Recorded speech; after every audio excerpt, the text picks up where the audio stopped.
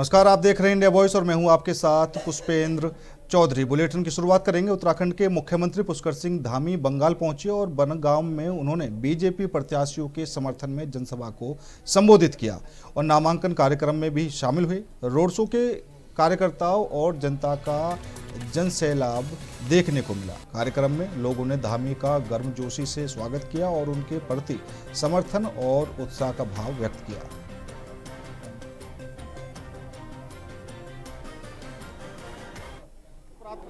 देखिए, मैं बंगाल में कई लोगों से मिलते हुए यहाँ पहुँचा हूँ। मैं देख रहा हूँ कि जिस प्रकार का हुजूम सड़कों पर है, लोगों ने परिवर्तन का मन बना लिया है। यहाँ भय, भ्रष्टाचार, अपराध की जो सरकार है, उस सरकार को बदलने के लिए लोग जो है पूरी तरह से तैयार हो गए हैं और इस बार पूरी तरह से टीएमसी का यहाँ सफाया होगा। डबल इंजन की सरकार जैसे पूरे देश में बन रही है, जहाँ भी चुनाव हो रहे हैं हर राज्य में डबल इंजन को प्राथमिकता लोग दे रहे हैं और डबल इंजन की सरकार चुन रहे हैं, क्योंकि डबल इंजन आज विकास और सुशासन का पर्याय बन चुका है। बंगाल की जनता इस बार डबल इंजन की यहाँ सरकार बनाएगी, भाजपा को बड़े बहुमत से जिताएगी और ये जो बनगांव क्षेत्र है, यहाँ की चारों सीटें बड़े भारी अंतर से जीतेंगे। ये अशोक जी हमारे पिछली बार यहाँ पर 10,000 से ज़्यादा वोटों से जीते थे, लेकिन इस बार ये आंकड़ा ये 30,000 के ऊपर जाएगा। ममता ने तो लोगों से अपील की है कि आप लोगों का नाम वोटर लिस्ट में नहीं आया है, बदला लेने का मौका है। नहीं, देखिए, जो लोग पूरे देश के अंदर एसआईआर की प्रक्रिया चल रही है, ये कोई पहली बार नहीं हो रहा है। ये देश की आज़ादी के बाद कई बार हो चुका है और इस बार इनको लगता है कि ये एसआईआर की प्रक्रिया ठीक प्रकार से हो रही है। मतदाता सूची अच्छी बन रही है, साफ सुथरी बन रही है। लोकतंत्र के लिए जरूरी है। इन लोगों की ताकत फेट वोट था, उसके आधार पर ये पूरे लोकतंत्र को प्रभावित करने का काम करते थे, चुनाव को प्रभावित करने का काम करते थे। इस बार इनकी दाल गलती हुई नहीं दिखाई दे रही है, इसलिए विरोध कर रहे हैं। कल पीएम स्पीच दे रहे थे, उन्होंने कहा कि टीएमसी की भय वाली सरकार और बीजेपी की भरोसे वाली सरकार के बीच मुकाबला है। नहीं, देखिए, बीजेपी का भरोसा आज पूरे देश के अंदर लोग मान रहे हैं और यहीं आपके बगल में बिहार में चुनाव हुआ, डबल इंजन लगा, उड़ीसा में चुनाव हुआ, डबल इंजन लगा है। पूरे देश भर के अंदर हरियाणा, महाराष्ट्र, राजस्थान, मध्य प्रदेश, उत्तर प्रदेश, उत्तराखंड, जहां भी चुनाव हो रहे हैं डबल इंजन बन रहा है, तो यहां भी डबल इंजन बनेगा। उत्तराखंड सरकार का संदेश स्पष्ट है कि भ्रष्टाचार में शामिल किसी भी अधिकारी को कोई संरक्षण नहीं मिलेगा और भ्रष्टाचार किसी भी स्तर पर बर्दाश्त नहीं किया जाएगा। डोईवाला में रिश्वत लेते हुए उप शिक्षा अधिकारी की गिरफ्तारी इसी नीति का जमीनी असर है। सरकार का मुख्य फोकस है कि योजनाओं का लाभ बिना किसी अवरोध और बिना रिश्वत सीधे आम जन तक पहुंचे। अधिकारियों और कर्मचारियों से स्पष्ट निर्देश है कि किसी भी स्तर पर नियमों का उल्लंघन ना हो और जनता के अधिकार सुरक्षित रहें। साथ ही सरकार ने धर्म और भक्ति के मार्ग में बाधा डालने वालों के प्रति भी कड़ा रुख अपनाया है।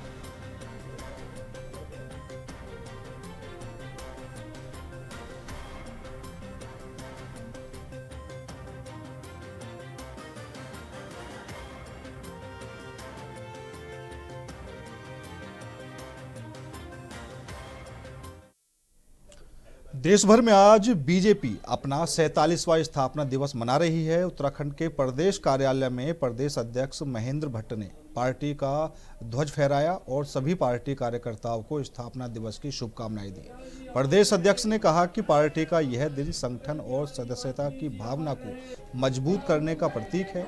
उन्होंने बताया कि सभी जनपदों में भी पार्टी के कार्यकर्ता और पदाधिकारी स्थापना दिवस का उत्साहपूर्वक आयोजन कर रहे हैं। इसके अलावा पार्टी के सभी सदस्य अपने अपने घरों पर भी पार्टी का ध्वज फहरा रहे हैं। महेंद्र भट्ट ने कार्यकर्ताओं से आग्रह किया कि वे इस अवसर पर पार्टी के आदर्शों और लक्ष्यों को समझें और संगठन की गतिविधियों में सक्रिय भागीदारी करें। बीजेपी का स्थापना दिवस पार्टी की एकजुटता और जनता के प्रति समर्पण का प्रतीक है। अटल बिहारी वाजपेयी जी अमर रहे।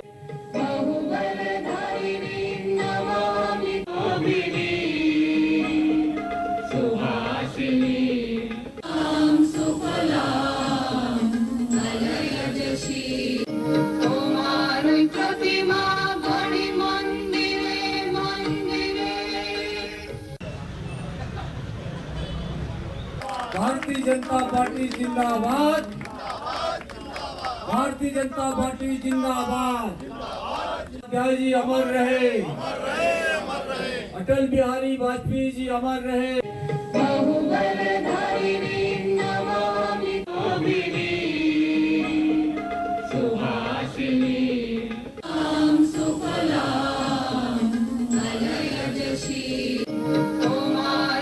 देखिए, आज पार्टी का 47वां स्थापना दिवस उत्तराखंड प्रदेश कार्यालय में बहुत भव्यतम तरीके से हमने मनाया है। पार्टी का ध्वजारोहण हुआ है। कल सभी जिला केंद्रों पे, आज भी और कल भी पार्टी के ध्वजारोहण होंगे। एक एक कार्यकर्ता आज कमल के ध्वज को अपने घर के ऊपर लहराएगा और भारतीय जनता पार्टी के कार्यकर्ता पार्टी को विस्तार देते देते आगामी विधानसभा चुनाव के लिए संकल्प लेंगे। 2027 का चुनाव ये भारतीय जनता पार्टी बहुमत से जीत कर आए, इसके लिए सभी कार्यकर्ता अपने स्थापना दिवस पर उन्होंने इस रूप में प्रतिज्ञा लेने को हमने कहा है और तीसरी बार हैट्रिक उत्तराखंड के अंदर बनेगी। हरिद्वार में योग स्थली खेल परिसर के मल्टीपर्पज हॉल में उत्तराखंड यूथ महिला और पुरुष मुक्केबाजी प्रतियोगिता का भव्य समापन हुआ। बालिका वर्ग में पिथौरागढ़ की टीम ओवरऑल चैंपियन बनी, जबकि पिथौरागढ़ स्पोर्ट्स हॉस्टल की टीम रनर अप रही। प्रतियोगिता में प्रदेश के सभी 13 जनपदों की टीमों ने भाग लिया। इस अवसर पर खेल मंत्री रेखा आर्या ने विजेता खिलाड़ियों और टीमों को ट्रॉफी और मेडल देकर सम्मानित किया। मंत्री रेखा आर्या ने कहा कि उत्तराखंड तेजी से बॉक्सिंग का उभरता केंद्र बन रहा है और जल्द ही प्रदेश के खिलाड़ी ओलंपिक और कॉमनवेल्थ गेम्स जैसी अंतर्राष्ट्रीय प्रतियोगिताओं में देश का झंडा लहराएंगे। उन्होंने खिलाड़ियों को मेहनत, समर्पण और अनुशासन की आवश्यकता बताई। साथ ही राष्ट्रीय और अंतर्राष्ट्रीय स्तर पर पदक जीतने वाले खिलाड़ियों के लिए सरकार पहले से ही आउट ऑफ टर्न नौकरी की व्यवस्था लागू कर चुकी है।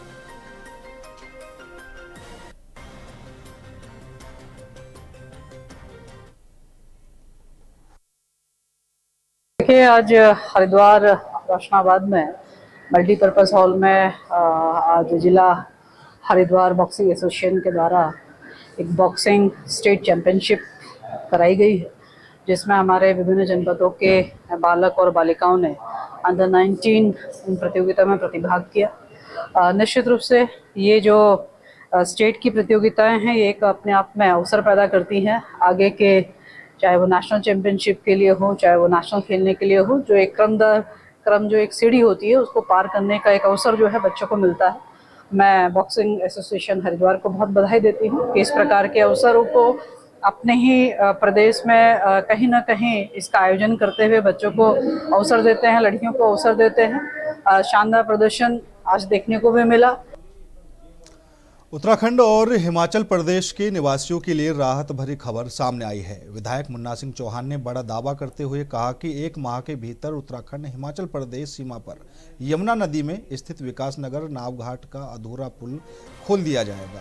यह पुल लंबे समय से अधूरा पड़ा हुआ था, जिससे दोनों राज्यों के बीच आवाजाही और संपर्क प्रभावित हो रहा था।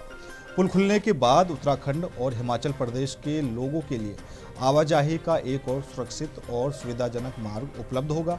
विधायक ने कहा कि इस परियोजना को जल्द से जल्द पूरा करने के निर्देश संबंधित अधिकारियों को दिए गए हैं और इसे 1 महीने के भीतर पूरा कर दिया जाएगा। इससे दोनों राज्यों के लोगों की यात्रा और व्यापारिक गतिविधियों में भी सुधार आएगा। वहाँ के अधिकारियों से बात की। अब उन्होंने वो भूमि अधिग्रहण का और मुआवजा देने का प्रक्रिया शुरू कर दी है, तो हम उम्मीद करते हैं कि महीने भर में शायद ये काम पूरा हो जाएगा। वहाँ के विधायक जी से भी, आदरणीय सुखराम जी से भी मेरी अभी कोई 15-20 दिन पहले बात हुई है, तो हम उम्मीद करते हैं कि महीने भर के अंदर यदि ये मुआवजे का प्रकरण उनका निपट जाता है तो भी जो 250 मीटर अप्रोच रोड है उसको फटाफट हम बनाएंगे और फिर इस पुल को चलता करेंगे और विकास नगर और भीमावाला और इस क्षेत्र में विकास की एक नई इबारत हम लोग लिखने का काम वहाँ के अधिकारियों से बात की। अब उन्होंने वो भूमि अधिग्रहण का और मुआवजा देने का। फिलहाल रुकेंगे छोटे से ब्रेक के लिए। ब्रेक के बाद खबरों का सिलसिला लगातार जारी है। ब्रेक के बाद एक बार फिर आप सभी का स्वागत है। रुक करेंगे अगली खबर का। हरिद्वार में जिलाधिकारी मयूर दीक्षित के निर्देशन में मुख्य विकास अधिकारी ललित नारायण मिश्रा की अध्यक्षता में जिला कार्यालय सभागार में जन सुनवाई कार्यक्रम आयोजित किया गया। कार्यक्रम का उद्देश्य हरिद्वार वासियों की समस्याओं का तुरंत समाधान करना था।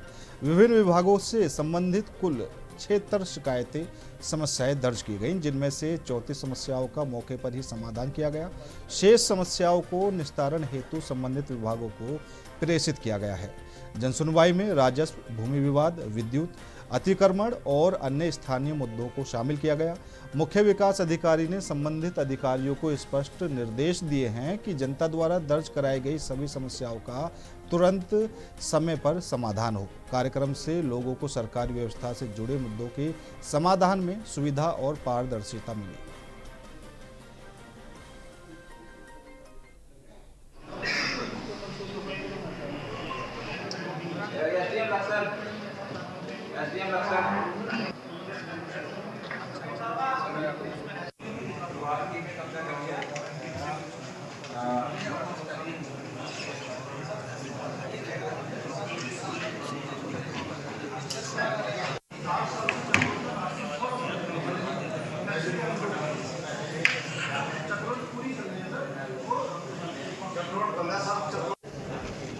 आज जन सुनवाई में 76 शिकायतें प्राप्त हुई, जिनमें 34 शिकायतों का निस्तारण मौके पर किया गया है। बाकी शिकायतों को संबंधित विभागों को अग्रतर कार्रवाई के लिए रिफर किया गया है। देखिए, निस्तारण के लिए निर्देश दिया गया है कि जो भी निस्तारण करें प्रभावी ढंग से निस्तारण करें, इससे जो शिकायत करता है उसको भी सेटिस्फेक्शन रहे, बार बार उसको शिकायत देके ना आना पड़े। इसमें अलग अलग तरह की शिकायतें आई, जैसे कुछ आपूर्ति को लेकर के थी, गैस आपूर्ति और राशन आपूर्ति को लेकर थी। कुछ शिकायतें ICDS की थी, कुछ शिकायतें शिक्षा विभाग से जुड़ी हुई थी, कुछ शिकायतें विद्युत विभाग से जुड़ी हुई थी। इस तरह से अलग अलग विभागों की शिकायतें आज प्राप्त हुई। डेंगू से निपटने जैसे बरसात आती है, हमारी जो मच्छरों से जनित बीमारियां, इनका प्रकोप होने लगता है, तो उसके लिए पूर्व तैयारियां करने का बहुत अच्छा समय है।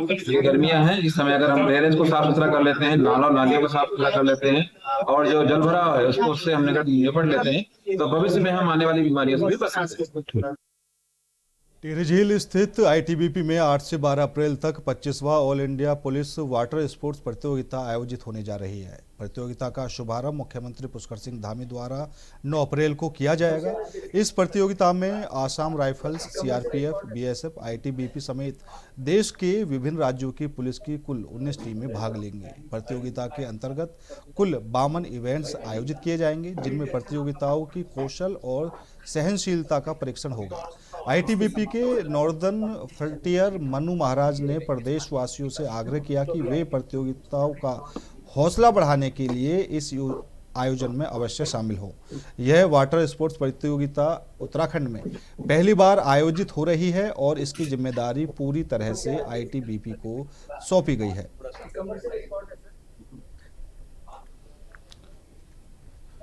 तो ITBP का वाटर स्पोर्ट्स प्रतियोगिता का शुभारंभ CM धामी करेंगे। 19 पुलिस टीमें इसमें भाग लेंगी। CRPF, ITBP और BSF के 19 टीमें इस प्रतियोगिता में भाग लेंगी। 9 अप्रैल को प्रतियोगिता का शुभारंभ होगा, जिसका शुभारंभ मुख्यमंत्री पुष्कर सिंह धामी करेंगे और ITBP को ये पूरी जिम्मेदारी सौंपी गई है।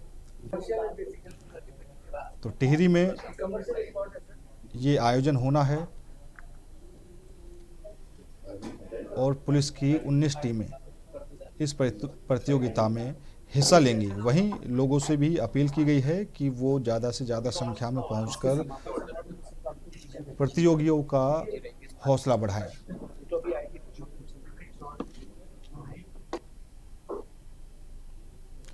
हरिद्वार में जिलाधिकारी कार्यालय के बाहर आंगनवाड़ी कार्यकर्ताओं ने जोरदार प्रदर्शन जारी है। बड़ी संख्या में कार्यकर्ता धरने पर बैठी हैं और अपनी मांगों को लेकर नारेबाजी की जा रही है। भादराबाद ब्लॉक अध्यक्ष कविता चौहान ने बताया कि उनकी 11 सूत्रीय मांगों में सबसे प्रमुख मांग मानदेय बढ़ाने की है। उनका कहना है कि वर्तमान मानदेय बेहद कम है और काम का बोझ लगातार बढ़ता जा रहा है। इसके साथ ही उन्होंने ₹300 की कटौती का विरोध किया और इसे किसी भी हालत में स्वीकार न करने का स्पष्ट संदेश दिया है। कार्यकर्ताओं का आरोप है कि बार बार धरना देने के बावजूद उनकी मांगों पर कोई ठोस कार्रवाई नहीं हुई है और न ही कोई लिखित आश्वासन दिया गया है। उन्होंने देहरादून में हुए पिछले प्रदर्शन का जिक्र करते हुए प्रशासन के रवैये पर नाराजगी जताई है।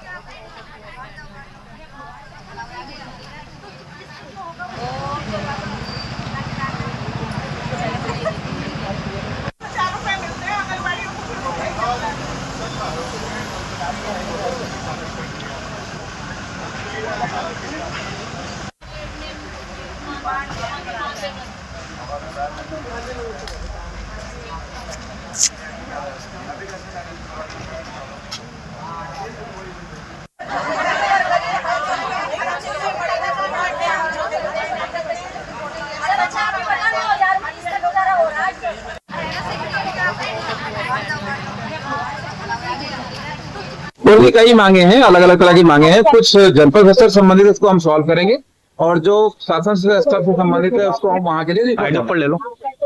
11 सूत्रें मांगे हैं। वैसे मेरा नाम कविता चौहान है, मैं बादराबाद की ब्लॉक और हमारी 11 सूत्रें मांगे। सबसे पहले तो हमारी मानदेय कि हमारा मानदेय बढ़ना चाहिए, और एक ये है कि हम 300 रुपए बिल्कुल नहीं कटवाएंगे अपने ना, और हम इतना ज्यादा काम करते हैं, कुछ भी सुनवाई नहीं होती हमारी। जगह जगह हम धरने दे रहे हैं, ना कोई लिखित में आश्वासन है। अब हम वहाँ गए थे देहरादून, वहाँ भी हमें भेड़ बकरियों की तरह इतना बुरा हाल किया हम लोगों का। मैं तो बताओ, आपकी मांगे पूरी नहीं होती तो आगे क्या कर रहे हैं?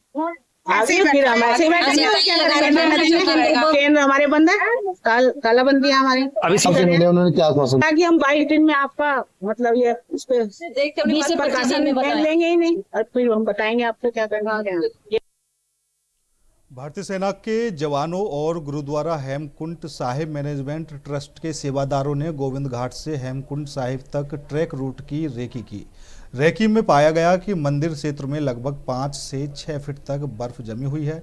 मार्ग में अटलाकोटी ग्लेशियर पॉइंट पर भी भारी मात्रा में बर्फ मौजूद है। इस वर्ष यात्रा मार्ग को सुरक्षित बनाने के लिए भारतीय सेना की विशेष टुकड़ी 15 अप्रैल के बाद रवाना होगी। उनका मुख्य कार्य यात्रा मार्ग पर जमी बर्फ को हटाना और मार्ग को यात्रियों के लिए पूरी तरह सुरक्षित बनाना होगा। सुरक्षा सुनिश्चित करने के बाद ही कपाट खोले जाएंगे। गुरुद्वारा प्रशासन और सेना की संयुक्त पहल से यह सुनिश्चित किया जाएगा कि श्रद्धालु बिना किसी कठिनाई के हेमकुंड साहिब की यात्रा कर सके। इस वर्ष हेमकुंड साहिब यात्रा 22 मई से शुरू हो रही है। वाहिगुरु जी का खालसा, वाहिगुरु जी की फतेह। वाहिगुरु वाहिगुरु, धन धन सतगुरु।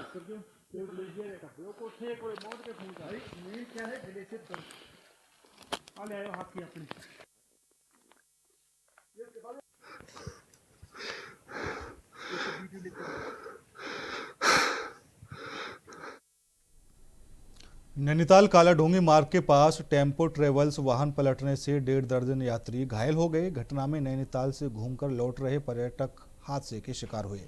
सूत्रों के अनुसार सभी पर्यटक मोदीनगर गाजियाबाद के निवासी हैं। प्रारंभिक जानकारी के अनुसार वाहन के ब्रेक फेल होने से यह हादसा हुआ है। जैसे ही वाहन पलटा, मौके पर चीख पुकार मच गई। पुलिस को सूचना मिलने पर तत्काल पुलिस टीम और 108 एम्बुलेंस मौके पर पहुंची और बचाव कार्य में जुट गई। घायलों में गंभीर चोट वाले यात्रियों को कालाढूंगी और हल्द्वानी के अस्पतालों में रेफर किया गया है, जबकि अन्य को मामूली चोटें आई हैं। पुलिस ने हादसे की जांच शुरू कर दी है और यात्रियों की सुरक्षा सुनिश्चित करने के लिए राहत कार्य जारी है।